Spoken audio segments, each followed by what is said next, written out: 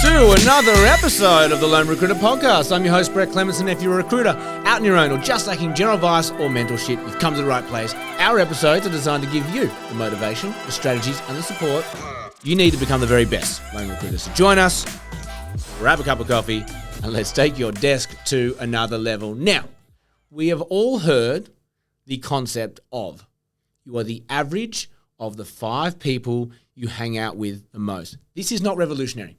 And do not switch this off if you've already heard that concept. What I want to do, right, and there's reasons I like this concept and there's reasons I don't like this concept, but there are people in your life that are unavoidable. And if you're young, you're probably living at home, your parents are probably in that 5.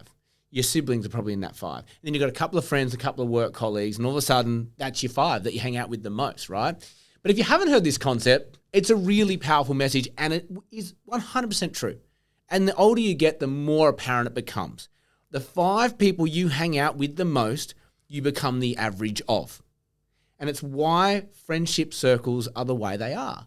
You all say the same things, you all laugh at the same jokes, you all kind of you can kind of predict each other's, what they're saying, what they're thinking, and that's what makes it a nice, comfortable existence. But comfort doesn't push you, does it? Comfort's comfort. Humans like to be comfortable, but humans respond to being pushed, and that response is growth. So whether that is lifting, like if you lift a really light weight, your muscles don't respond. They're comfortable, I can lift it, great. The moment that weight is heavy or put under resistance, pressure, the body goes, oh shit, I can't lift that up. I need to grow more muscle, and therefore it does. And that's what being around people does as well. If you're around people who you are comfortable with, who don't push you, who don't inspire you, who aren't ambitious, guess what? You will become those boring traits as well, okay?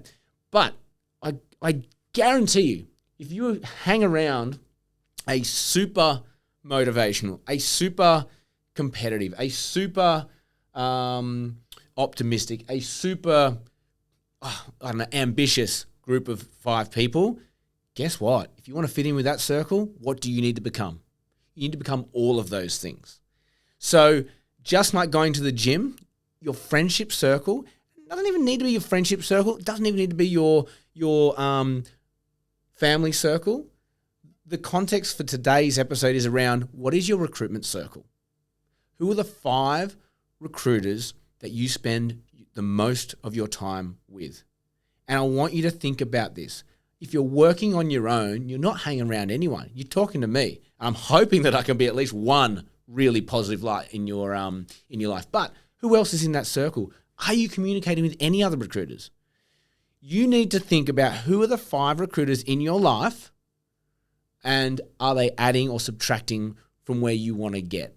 And what I want you to do is when you look at that list, think, and if you think, they're not pushing me. So for example, if you're in a big office and you spend your time with the people that started with you, guess what?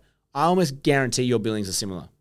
I know when I worked in an office when I first started, the people who hung around in the office, we were all pushing each other, but we build really similar figures.